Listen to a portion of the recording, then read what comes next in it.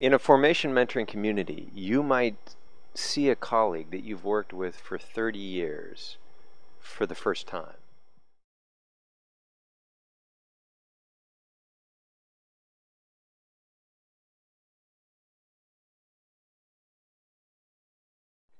We've created these boundaries in a sense between work and community, between discipline and the relationships that we form. And in some ways, there's no better place than the university to begin thinking about bringing people from different disciplines, from different spaces, transcending disciplines, transcending community, and asking people to find meaning in conversation, find meaning in relationship. There are a lot of folks out there that are craving something like this, and many of them are consciously aware of it. Many of them may not be aware of it. They just may have a certain sense of dislocation that they cannot name. And I think one of the things that our work does is to help people name that sense of dislocation. What surprised me is I had no idea how much I needed to be in a formation mentoring group. I'm just a historian, and so the idea that I had something to contribute to this, not just something to gain from, but something to contribute, surprised me.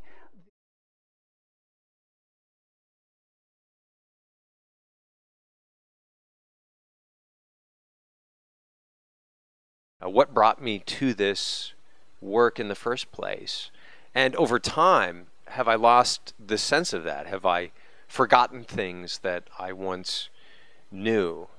Have I relinquished hopes that I once had? So we learn to talk to one another without really taking risks with one another, or even thinking about the consequences of our work. So part of it for me was finding the courage to talk to people in very different ways than I have, to bring something very different to the conversation.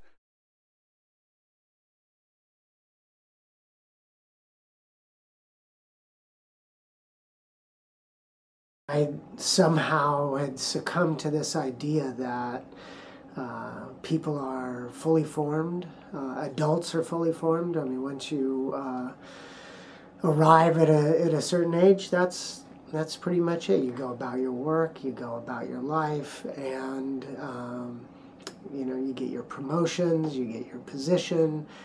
I wasn't spending any time really thinking about why I was doing things in a broader sense, like what I hoped my career might accomplish, or what I hoped my work might contribute to others or to myself. And I'd gone into higher ed because I wanted to make that kind of contribution. I just hadn't had any time or any opportunity to think about it. Formation mentoring communities provide a safe and comfortable and very natural environment for us to challenge one another in a way that's encouraging, that's challenging, but that's also, if I can use the word, that's really loving. How do I get mentored into being what I am? And how do I get mentored in a way that doesn't put me on a particular path, a career path, but is more about figuring out what I really want to do and what kind of contribution I make? And so this work's been incredibly helpful for me in that way, because what I'm doing is thinking more about what it is, why it is I do what I do, not how I do what I do.